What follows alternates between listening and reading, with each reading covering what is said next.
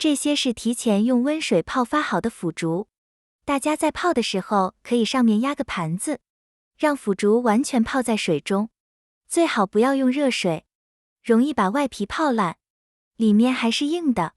洗干净以后，切成大约3-4厘米的段。西红柿打上花刀，用开水烫一会儿，把皮去掉。青红椒去籽，切成片。泡发好的木耳清洗干净，把根部的硬蒂去掉，太大的撕成2半。西红柿去皮以后切成小丁。碗里放3大勺淀粉，不要用筷子，用颠盆的方法把它颠匀。每放完1勺都把腐竹颠匀。油温烧到6成热，改小火，全程都要用小火来炸，中间不停地用筷子翻动，炸到表面金黄，有气泡鼓起就可以出锅了，大约需要3分钟左右。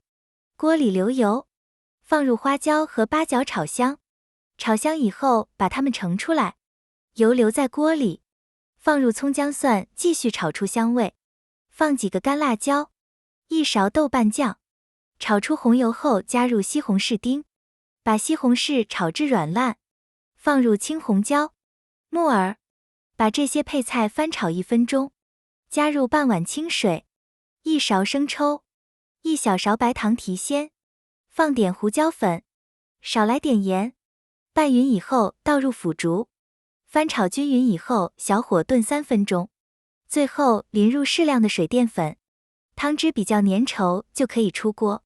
简单又好吃的一道家常菜烧腐竹，香辣下饭，吃起来入味有嚼劲。吃饭没胃口的朋友来这么一盘，绝对比吃肉还香。喜欢的朋友可以试一下。谢谢大家。